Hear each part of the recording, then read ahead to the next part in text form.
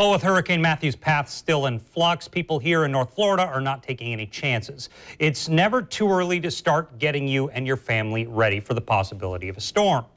Channel 4's Bakari Savage is following the latest on the efforts to get ready for Matthew here and joins us live. Bakari, there are some people who say they've already made preparations. Yeah, Scott, I want to back up for a minute and talk about Hermine. This is where my photographer and I were when Hermine came through. Now, there wasn't a whole lot of damage here. We're along the seawall in Riverside by Memorial Park, but we were able to see how strong the storm was because of the effect of the waves from the St. John. They were crashing along the seawall and, of course, coming up, and, you know, I got wet. But now the talk of the town is Matthew. You head out to Jax Beach. Some people are already preparing for it because they're saying that it's very strong. And then, of course, you know, you have some people who are saying, we're just going to wait and see what happens. Not really tracking or anything as of yet. News 4 Jax talked to Hector Rivera, who lives near Jax Beach. He says that he's used to hurricanes and probably won't do much prepping for Matthew. Hopefully we get lucky again and it misses us. But others aren't taking any chances. At Target on Beach Boulevard, we spoke in the parking lot to people who say they've already got their goods stocked. But canned items, non-perishables, tuna, peanut butter, that kind of thing. Yeah. So that usually would keep you a few days if you needed to. Governor Rick Scott and the Florida Department of Emergency Management are actively monitoring Hurricane Matthew. They're urging everyone in Florida to create an emergency plan at home and monitor weather updates closely.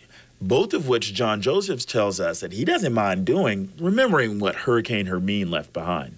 And I followed the news, and we kind of prepared for it. I wasn't that concerned about it, but this one got my attention a little bit more.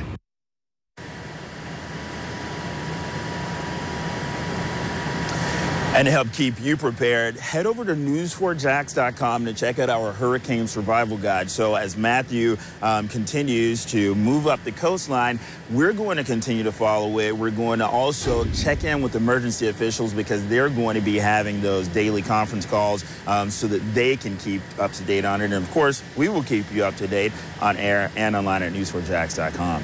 Live in Riverside, I'm Bakari Savage, Channel 4, the local station.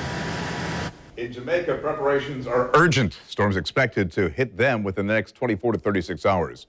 The people of Jamaica have started buying supplies. There were long lines at stores in Kingston. Neighbors started boarding up their homes and businesses. Drivers lined up outside Kingston gas stations to fill up tanks in advance. Jamaica's leaders hope for the best, but prepare for the worst. What is heading our way is something that Jamaica has not seen in decades. The resilience of Jamaicans will be demonstrated at the end of this episode. And I'm hoping that when it comes, it will not be in a category that will have any real devastating effect on the people of Jamaica. As you heard the Interior Minister say, a major storm hasn't hit Jamaica for almost 3 decades. Forecasters expect up to 20 inches of rain on the island nation and winds at about 135 miles an hour. Matthew's already drenched coastal areas of Colombia and Venezuela on its way through the Caribbean. Scott?